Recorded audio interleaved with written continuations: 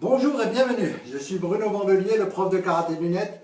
Et aujourd'hui je vais vous faire une vidéo accompagnée de personnes de haute qualité. Alors en fait, ça fait déjà longtemps que je dois faire cette vidéo sur votre profil Karaté 3G. Ça va être une vidéo d'Urama Washigiri. Et ça fait plusieurs fois qu'on me la demande. Et je suis pas du tout à l'aise avec ce coup de pied, j'ai du mal, voilà, c'est pas mon truc, c'est pas... Donc je me voyais pas vous faire un cours là-dessus, donc j'ai fait appel à Bruno. Voilà, Bruno qui est 6e dan, et qui arrive très bien à faire les Mawashigiri, et les Urama Washigiri, pardon, et à Erwan qui arrive aussi très bien. Donc on va travailler ensemble, c'est surtout lui qui va travailler, et Bruno qui va nous faire le cours et qui va voilà, nous expliquer comment faire un Urama Washigiri. J'espère qu'à la fin du cours, je saurai mieux les faire que maintenant. Et puis vous aussi. Voilà, donc je vais laisser la parole à Bruno, et puis voilà. Ah, merci. Alors, Urama Washigiri, comme son nom l'indique, c'est l'inverse de Mawashigiri. Alors, Mawashigiri a une trajectoire d'un côté. Urama Washigiri a été fait pour arriver justement contourner une garde. Quand un adversaire s'habitue à un Mawashigiri, eh ben on va arriver de l'autre côté, de façon à contourner sa garde et arriver à l'inverse du Mawashigiri. Alors, ce coup de pied se donne uniquement au niveau Jodan. Au niveau Chudan, il ne peut avoir aucune efficacité. Vous allez frapper dans une garde si jamais vous le donnez en bas, ou au pire vous allez dans le dos, et dans le dos vous allez mettre un coup de talon dans le dos. Il y a très peu d'efficacité au niveau de Chudan. C'est donc un coup de pied essentiellement vraiment fait pour du Jodan. D'accord? C'est pour ça que j'y arrive pas. Donc ça demande effectivement une certaine souplesse. Donc c'est vrai qu'effectivement les gens qui ne sont pas souples ont un problème avec ce coup de pied. Alors, un Urama Washigiri, c'est quoi? C'est un armé, comme tous les coups de pied, comme tous les coups de poing. C'est quoi? Un armé, une trajectoire, déjà. Alors on va déjà commencer par l'armé, c'est le plus important. Je vais vous faire la démonstration déjà avec la jambe avant. L'Urama Washigiri part comme un Yokogiri. D'accord? Ici. Il faut bien l'amener sur le côté. Ici. Comme un Yokogiri, comme si je donnais un Yokogiri, vous voyez? Ici. S'il part de l'arrière, c'est la même chose. Je viens l'amener ici. Là. D'accord? Comme un Yokogiri, exactement pareil. Une fois que cette armée est faite, je vais me replacer les jambes devant. Une fois que cette armée est faite, on va décrire un arc de cercle avec la jambe. D'accord? Un arc de cercle, de façon à venir au-dessus, au niveau de Jodan. Ici. Et on repousse. Voilà. Bien, un arc de cercle. Comme le Mawashigiri qui décrit un arc de cercle dans un sens, Urama Washigiri décrit un arc de cercle dans l'autre sens. Alors pourquoi j'ai demandé à Erwan de venir? Parce qu'Erwan est beaucoup plus souple que moi. Et donc ses coups de pied sont beaucoup plus démonstratifs. Et à la caméra, ça on verra beaucoup mieux. D'accord? Vas-y Erwan, mets-toi en face de la caméra s'il te plaît. Jambe droite devant. Donc déjà, il va armer. Armer ici. Voilà. Et maintenant, regardez bien la trajectoire de son coup de pied. Voilà. Je le tiens parce que c'est pas évident. Et on recommence. Doucement. Voilà. Vous voyez bien l'arc de cercle qu'il vient de décrire avec sa jambe. On commence. Très bien. Voilà. Bien. Bien. Alors, pardon, excusez-moi. L'Urama Washigiri, voilà, vous avez maintenant, pardon, vous avez maintenant l'armée, la trajectoire. Il ne faut pas oublier que, comme n'importe quel athénie, il faut un retour, d'accord? Le retour est aussi important que l'aller. Lorsqu'on revient au Urama Washigiri, bien ramener. On ne s'écroule pas, on ne vient pas tomber devant, on ne vient pas s'écrouler. Bien le ramener, de façon à pouvoir enchaîner. Aller, trajectoire, retour. Les éducatifs. Comment on apprend, comment on travaille un Urama Washigiri? Déjà, il faut travailler la souplesse. On l'a dit, il va falloir travailler la souplesse de façon à être grand. La souplesse va servir à monter, mais la souplesse va également servir à avoir de la longueur. Lever la jambe à 2,50 m, ça ne sert à rien. C'est rare qu'on tombe sur un adversaire de 2,50 m. Hein. Par contre, elle va permettre de gagner sur de la longueur. Je vais reprendre Erwan. Et on va faire un petit éducatif. Imaginez, des fois dans nos salles, on a des barres pour la danse. Et bien nous, on travaille comme ça. Je vais déjà faire la preuve de ce que je disais par rapport à la souplesse. Erwan pour la... Ah, c'est un peu défait. Elle est un peu abîmée, hein, c'est... imaginons c'est une barre. Erwan qui tient, il arme son coup de pied. Donne un Urawa Oshigiri là-haut, s'il te plaît. Ok, donne, vas-y. Je l'arrête. Ouais, tu l'arrêtes. Vas-y. On est bien d'accord qu'un Urawa Oshigiri, là, ça ne sert pas à grand chose. Par contre, là, quand il va gagner sur la longueur, vous avez vu la longueur qu'il a? Eh bien la longueur qu'il avait là-haut, on va la gagner là. Ça sert à ça la souplesse. Ça ne sert pas à taper en haut, ça sert à gagner sur la longueur. Donc maintenant, l'éducatif, c'est quoi? Pour travailler l'Urama Oshigiri, on se met une barre, ou une chaise, ou voilà, ou ce que vous avez sur la main qui peut vous servir d'appui. Et là maintenant, on va armer. Et on donne des Urama Oshigiri. 1, et on relève. 2, et on relève. 3, et on relève. 4, et on relève. 5, et ainsi de suite. D'accord? Ça, c'est le premier éducatif. A l'inverse, on part tendu, on ramène, et on revient tendu.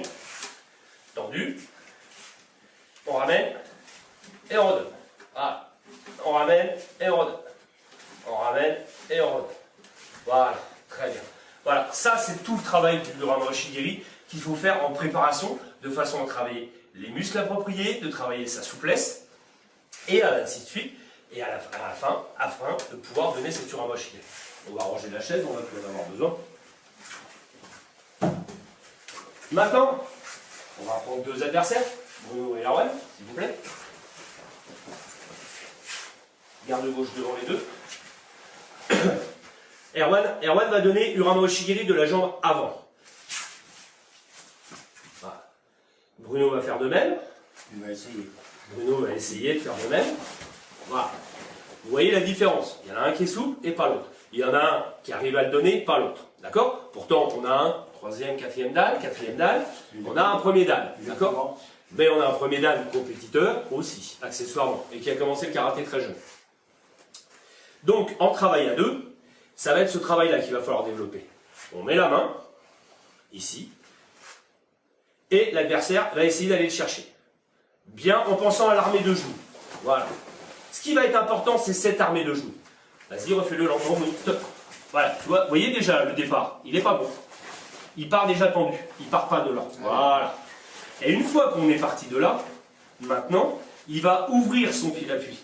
Ouvrir son pied d'appui, c'est ce qui va donner la longueur à son coup de pied. Et on revient. On va essayer. Bien armé, bien collé, comme un yoko. Arrête-toi sur ton arme. Arrêtez, voilà. Et maintenant, il va ouvrir son pied d'appui de façon à pouvoir donner Urawa Oshigiri. Voilà. Vous avez vu? Dès qu'on commence à décomposer et dès qu'on commence à faire les choses correctement, vous avez vu la jambe tout à l'heure, à taper là, bah maintenant elle arrive là. Erwan, vas-y, s'il te plaît, on décompose, tu armes. Vous voyez, son armée, il n'est pas bon du tout. Il est là, l'armée. On ouvre le pied d'appui et on balance sur un mochi. Voilà. Et on revient. Allez, chacun votre tour. Décompose, lentement, tranquille. La vitesse, elle viendra après. Quand on apprend quelque chose, c'est comme quand on apprend à marcher, on n'apprend pas à courir. On apprend déjà à marcher et après on court. Et bien quand on travaille quelque chose, on travaille déjà d'une manière lente, décomposée, et après on associe tout et on accélère. Voilà, très bien.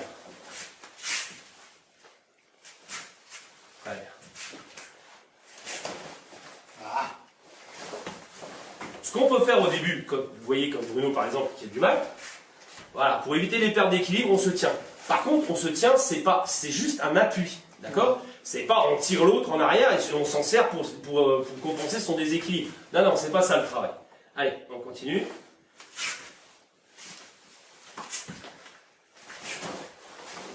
Voilà, c'est mieux. Ah.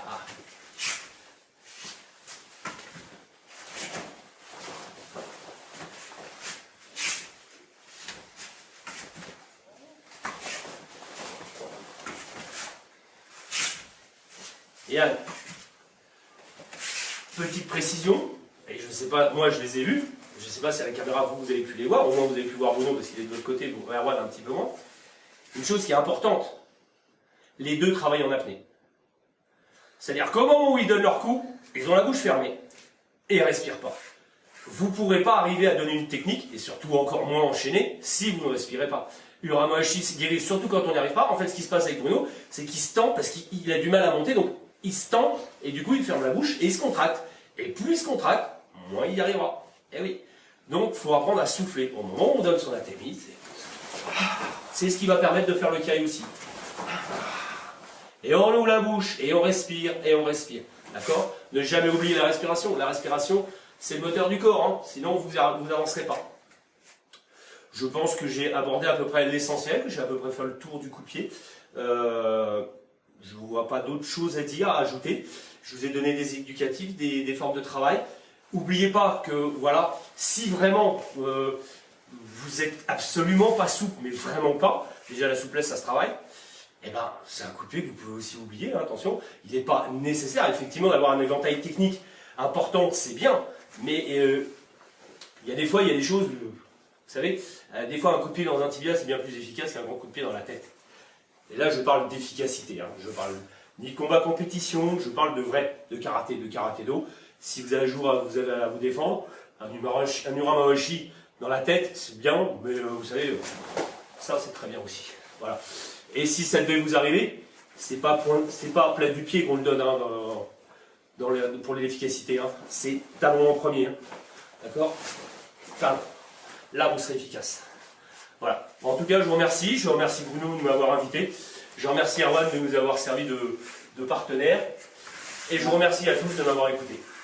Ben, merci. Allez, merci à vous. Merci Bruno, merci Erwan. Donc moi, je voulais un peu rebondir sur ce que vient de dire Bruno, sur le fait qu'on peut l'oublier. C'est un peu ce que j'ai fait, moi. C'est pour ça que quand tout le monde me demandait une vidéo du Uramawashi, en fait, voilà, il y a longtemps que j'en fais plus trop. Donc, mais c'est bien parce que je vais retravailler dessus. Comme ça, le prochain coup, je vous ferai la vidéo tout seul avec du Uramawashi. Bah écoute, merci d'être venu. Et puis j'espère que cette vidéo vous a plu et puis que vous allez progresser et puis continuer, enfin voilà, travailler Uramawashi guéri, puisque bon, moi je dis toujours, c'est vrai qu'on peut l'oublier, mais le gros avantage de pouvoir mettre des coups de pied à la tête, c'est quand on doit mettre un coup de pied au niveau Shudan, on a plus d'efficacité parce que c'est plus facile pour quelqu'un qui arrive à mettre un coup de pied là, quand il doit le mettre là, il peut le mettre plein pot, il n'est pas du tout en bout de course, quoi. Il a encore de la marge.